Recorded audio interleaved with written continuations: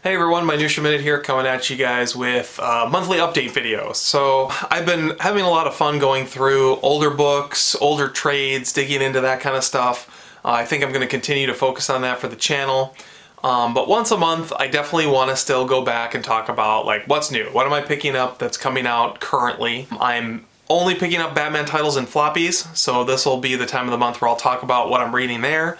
And then any new trades that come out, I will certainly be talking about those as well. The one downside to reading in trades is that I pick up things a few months late, so hopefully you still want to hear my thoughts, but I love to throw my opinion in the ring. That's the whole point of doing these messages in a bottle. Speaking of messages in a bottle, big shout out to Sleepy Reader 666 and Comic Crack. I really enjoyed you guys' videos. Talking about the old days of YouTube in particular. There were some other topics about Diamond and speculators and all that kind of stuff, but it was fun just hearing you guys reminisce about the old YouTube days.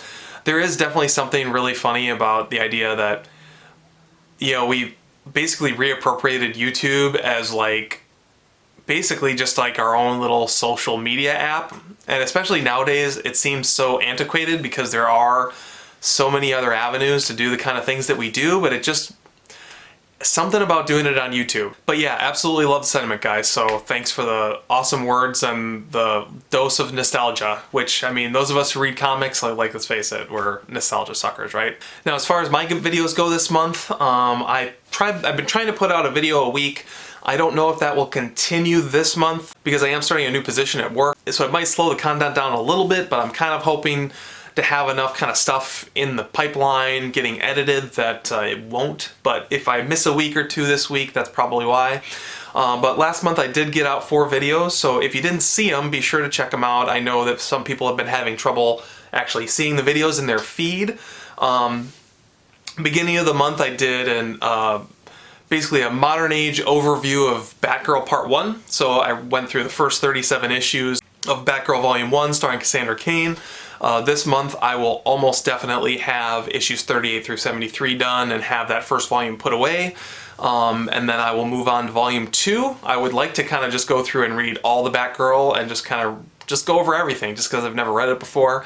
And I will probably continue on that on some other modern era characters in the Bat family, just because I've really been enjoying reading a lot of those side series that in years past I just never paid any attention to. I did create a modern age of the Bat family playlist on my channel so that all those videos will be grouped together as I slowly pick my way through those. The week after I did a Minutia Minute Reviews DC Comics video, so that that concept is not dead. It's just instead of reviewing Infinite Frontier or whatever's currently going on in DC, I'm going to use it to spotlight things that DC's doing that I want to draw attention to for whatever the reason is. Maybe something new, maybe something old, I have no idea. This month I talked about Primer. If you didn't check that out, check that out. I think that Primer is a fantastic read. Really enjoyed it. The week after that was Minutia Minute number 94, where I talked about Aliens and trade paperback. If you are not familiar with Aliens and you want an overview of Aliens in comic books, that's the place to go. It covers basically the first half of Dark Horse's Aliens output before they went on a 10-year hiatus. At some point down the line, I will do 2009 to when Marvel took over. I'm just not sure exactly when that's going to be. A lot of those books I haven't actually read, so I've been picking them up and will slowly be starting to work my way through them, so it's just a question of timing. And if I'll do it as an overview video like I did the last one, or if I'll just do some reviews of those books, because I do think that the sort of chronological confusion of the 90s titles is not really as existent in the new ones. It's more just exposure because they put out a lot of content. But it was a little bit more under the radar compared to what they were doing back in the 90s. At least that's my perception of it. And last but not least, Minutia Minute 95, which came out this last week, covered basically part 2 of my quest to get all of the modern age Superman comics from basically issue 1 in 1987 through 714 before the New 52 launch in trade form so that I can go through and read all those, hopefully starting this summer. Full transparency, I actually recorded that video a little bit earlier in the month just so that I could get it edited and ready and sent out to you guys. So I've already started amassing a stack and I've ordered a whole bunch more books. So this coming month may be the mother load of, of Superman trades. We'll see kind of how it turns out. But hopefully you guys are enjoying that, and I will be continuing to do that. If nothing else, as just a personal reference for me so that I can know where all these things fit in the timeline, and it'll help me in my reading order when I actually have all these books picked up and have to make heads or tails of them all over again. But ultimately this video is going to be about what I picked up this week, so I'm going to take you over to that here in just a second. If you have any thoughts on the content I've been putting out over the last month, the last couple months, I'd love to hear your thoughts. But I know you guys are probably more interested in hearing me talk about some comic books. So let me take you over to the wall here and I will tell you a little bit about the comic books I picked up in April. First up, we have Batman 107. I am continuing to enjoy James Tynion on Batman. I think that post-Joker War, we've had a little bit of a breather and some time to just spend some time with the characters and spend some time in this new world where, you know, Batman isn't rich, Jim Gordon isn't in charge of the Gotham City Police Department, and just kind of see how things are playing out. I think the danger that we're in right now, from just a reader perspective, is there's a lot going on. You've got Scarecrow, the Magistrate, Barbara Gordon, Jim Gordon, the Joker gang, now the Unsane gang. Just a lot happening in this book. And unfortunately, since the main story is only 20 pages, it just doesn't seem like we're getting to spend enough time in any of these different stories, and so it feels just a little bit disjointed. That said, there's a pretty interesting tease at the end of this where Bruce Wayne is disguised as Matches Malone, and he's going to infiltrate the Unsane Gang, which is a group of people that have a machine that can take away memories and past trauma. I'm kind of wondering if Bruce Wayne is going to use this machine and un-Batman himself, but we'll have to wait and see in the coming issues. Next up, I picked up Batman the Detective. This is by Tom Taylor, art by Andy Kubert. I'm enjoying this book a lot. I think a lot of people have been kind of middling on it. For me, this was actually a highlight of the month. DaCosta is quick to point out that he liked it better when Frank Miller did it.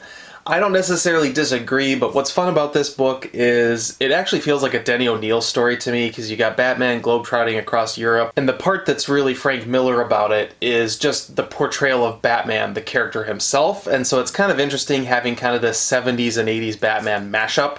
I think it's actually pretty fun. And I think the hook for the story, where the villain is trying to reverse all the good deeds Batman has done over the years, is an interesting hook. It'll just be interesting to see where they ultimately take it. Despite my reservations about the price, I did give Batman Urban Legends another round this month. I actually liked this issue more than I liked the first issue. I think that some of the things they're doing with Batman and Red Hood is kind of developing. Ultimately, this is a big slugfest between Batman and one of his sons, which we've seen many times before. I'm rereading Batgirl. That happens in that series as well with Cassandra Cain. It's one of those things that's supposed to be kind of jaw-dropping, can you believe that Batman and Red Hood are fighting? And it's like, yeah, I totally can believe it. That said, there are some interesting family dynamics between, Batman and Red Hood and the kid whose father he killed. It'll just be interesting to see where that story ultimately goes on. I think that the Outsiders continue to develop a little bit this week. Again, not enough pages to really completely get into the story, but at least now I have a better idea of what's going on. Instead of a Harley Quinn short story, we get an Oracle short story in this. Basically, it's just Oracle gets a new suit, and it's basically like a green tracksuit that she bought at Target that has Bluetooth built in. I don't know, not for me. It seems like something that's geared towards my wife, who doesn't actually read comics, but that said, if you're into that kind of thing, hey, you got it here, no harm, no foul. Spoilers, Batman's not the only person who has a face-off with Red Hood. Grifter actually has one as well. And he kicks his ass, which honestly kind of surprised me. I didn't think Grifter would win that fight. If the goal of this title is to take a Batman fan and get him interested in reading some Wildstorm books, I would say it's succeeding. I'm actually kind of thinking about going back and seeing what titles I can pick up and trade and just digging into that world a little bit. I think it might be fun. Now, it doesn't seem like it matters what video I'm watching on YouTube. Someone is always talking about Ram V. This writer is getting praise on basically everything that he's working on. I am excited to pick up Swamp Thing when it hits trade. He's got some indie books that I'm really interested in checking out. Since I'm only buying back titles and collecting back titles in floppy, everything else I've switched over to trade. I am continuing to pick up basically the only book that nobody seems to be talking about, which is Catwoman. In the last issue, we had her teaming up with Riddler, who is basically a junkie for a toxin that was derived from poison ivy. Now Catwoman is trying to save Poison Ivy's life, who is now a permanent fixture in a rich man's mansion. I'm finding this to be a really fun story. I really like the villain combinations that Ram V is pulling in for this, and I'm excited for 31. If you're not checking out Catwoman, even though it's a little bit on the lighter side, it's definitely not one to overlook. Similar to the main ongoing Batman title, Batman Detective Comics just really is suffering from a lot of different characters and a lot of different things going on, and just not quite enough time devoted to any one of them.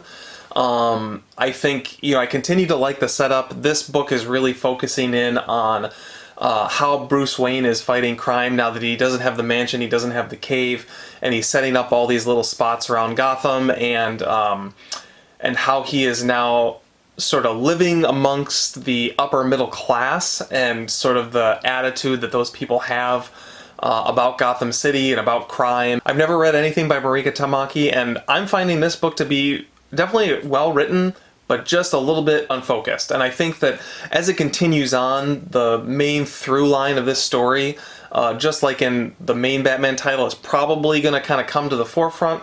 There's just a lot of characters we're juggling, and I find myself going back to prior issues just to remember who everybody is and where everybody's at the end of the prior issue, just so that I really know what's going on in the current issue that I'm reading. Another book I was really on the fence about continuing to pick up was Harley Quinn. I did go ahead and pick up issue number 2. I'm still not sold on this art style. This is definitely going to be very out of left field. As a big movie fan and a big Star Wars fan, I buy all the art books for the Star Wars movies and other movies that come out, and they always have storyboards for the film that you can look through and kind of see how something was mapped out versus how it actually appeared on film. And a lot of this feels like storyboarding, in the sense that it's just kind of like a quick sketch, unfinished, but enough to get the point across, but not necessarily enough to be truly a polished, finished artwork. It's very much the style they're going for, so I understand that that's subjective on my part, but that's just how I feel when I read the book. As far as the particulars on this story, this one came out most recently. I think this one just came out this week. And I honestly can't really remember particularly what happened, which isn't the best sign. I know that Hugo Strange is involved. I find the way he's illustrating this to be really distracting, because he looks like a bulky guy with a kidney bean for a head, which is really weird. There's actually a pretty healthy dose of Harley Quinn in the ongoing Batman series right now, and so this just feels kind of superfluous and ancillary to what's going on there. Now, when I was sorting these out, I really just put them in alphabetical order, but ironically, I pretty much saved my favorite 3 books this month for last. Next up, we have The Joker. I am continuing to really enjoy this book. People like to talk about this as really being a Jim Gordon book. Obviously, Jim Gordon is right there, dead center on the cover. I don't think that's to this book's detriment. I do think it's a Jim Gordon book, but I think that it works to this book's advantage. I'm enjoying Gilliam March's artwork. And as far as just the meat and potatoes of story, The Joker has the story that I'm the most interested in right now. We get to find out who's behind hiring Jim Gordon to go kill the Joker, and it was pretty exciting to see. I'm curious to see where they're going to go with it. A lot of great character beats in this. I have seen some complaints around Jim Gordon knowing that Barbara Gordon is Batgirl, and how that contradicts some things that happened in Joker War. I think they do a fine enough job playing it off. Editors change their mind about what they want to do or where they want to go with a character. I just try to take it arc to arc, and in the context of this, I thought that it worked great. And of course, this does have the Punchline backup story, which I continue to be really invested in. If you're just picking up a couple of Batman books or one Batman book, Joker is definitely a contender for one that you should be checking out for sure. Penultimate book I picked up this month, Nightwing 79. Everyone was raving about Nightwing 78. I was fine with it. I had no problem with it, but it was a 0 issue. They introduced some broad ideas, kind of set up the status quo, set up some of the characters that are going to be ongoing through this Tom Taylor run. But it really didn't give us any insight into what the story's actually going to be. I feel like issue 79 really started to set things up. I'm on board. I think it's going to be fun. Can't wait to see more. Finally, the last book that I picked up this week was Robin. This was probably the one that I was the most excited to read. I really enjoyed the backup story that he had in Batman and Detective Comics last month. Even though it was really just an advertisement for the ongoing series, I thought that the concept of Robin entering himself into Mortal Kombat was just a fantastic idea. And having just watched the Mortal Kombat movie, this was very welcome. Another book that had kind of a WTF ending, but definitely left me excited to find out what was going to happen next. Robin this month to me is just a great example of where, you know, you take a familiar character and put them in an unusual situation or put a new spin on it. That was something I was really hoping for from Teen Titans Academy, whereas that just felt like a lot of characters, jam-packed, confusing, messy. This was a lot more short to the point, got me interested to see who the rest of these people are, and see what's coming next. Now, that wasn't quite everything that I picked up this month, because I did pick up a handful of trades. There wasn't a whole lot of trades that came out in April that I really needed to get right away. I have really been focused on older trades, like the Superman trades, some Alien trades that I needed, all that kind of stuff. So, kind of a lighter month as far as new release trades go. But that said, I will go over what I read this month. And I have ordered these from least favorite to most favorite, just to give you guys a sense of what I'm thinking about some of the new ongoing titles that I'm not picking up in floppies. So first up is Star Wars Operation Starlight at the bottom of my list, unfortunately. This is the second volume of the new ongoing series that takes place between Empire and Jedi. You know, it's funny, this series is a tough sell for me because I really, really love Shadows of the Empire. Like, I was absolutely hooked on that story, like the whole multimedia event back in the day. And so now knowing that Marvel was going to come in and just trample all over it, do their own thing, that was a tough sell. I was on board to the point that I really like Charles Soule as a writer, and I think he's one of the better Star Wars writers. When I think about the Marvel ongoing series, pretty much all the ones that I've really liked have been by him. And when Volume 1 came out, I have to say, like, I really enjoyed it. I was super on board. I liked that it kind of tied into the High Republic, but kind of in a low-key way. I liked that we were going to start addressing what happened to Luke's lightsaber and kind of answering some of those questions, quote-unquote, for another time. And then everything kind of came to a screeching halt with Volume 2. So, like, basically this volume wraps up some of the story threads that were going on at the end of the first volume, where this lady, I can't remember her name, is on the hunt for the rebellion and particularly out to get Princess Leia. She was a protege of Tarkin, and she views Leia as being responsible for his death. Probably a fair point. I guess the thing that really derailed this title for me was about a third of the way through, she has this big throwdown with Leia. And, you know, she lets her know, hey, I'm gonna get you. She has this, you know, person-to-person face-off. And then escapes out the airlock or something.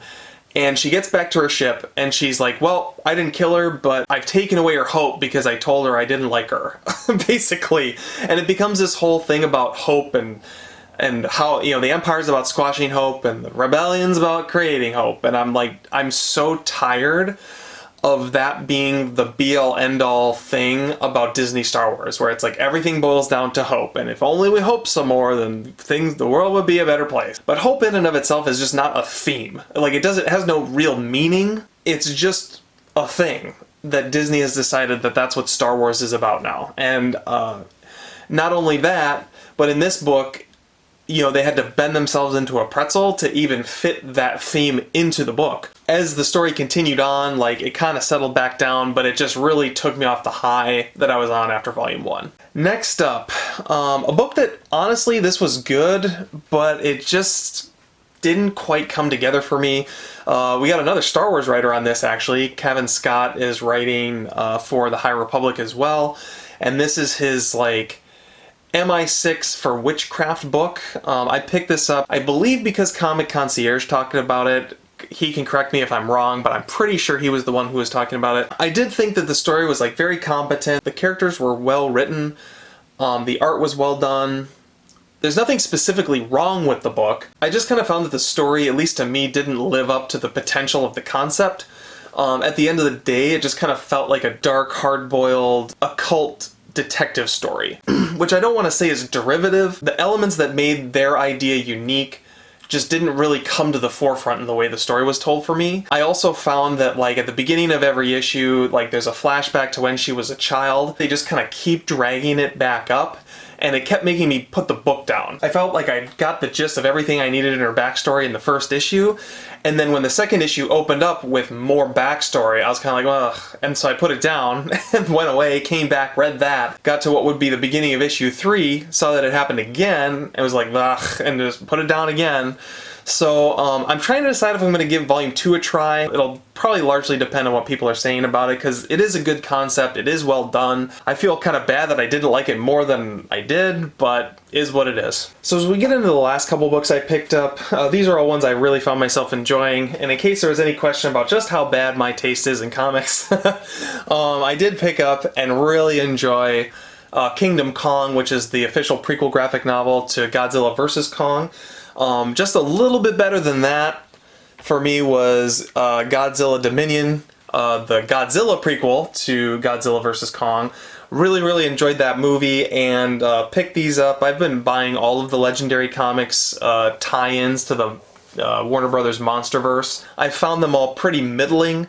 These ones probably aren't an exception, but they just caught me in the right mood. I found myself, particularly with Godzilla Dominion, really enjoying the artwork. There's very little to the story, but as you can see, it comes in just a little bit larger format than a typical comic book, which just made the artwork just a little bit more larger than life. And I just found myself enjoying absorbing the artwork and absorbing Godzilla walking around stomping things. It's just, you know, I gotta admit, I love it. The Kong one was a little bit more heavy on story and felt a little bit more like a real prequel to like what happens in the Godzilla vs. Kong movie.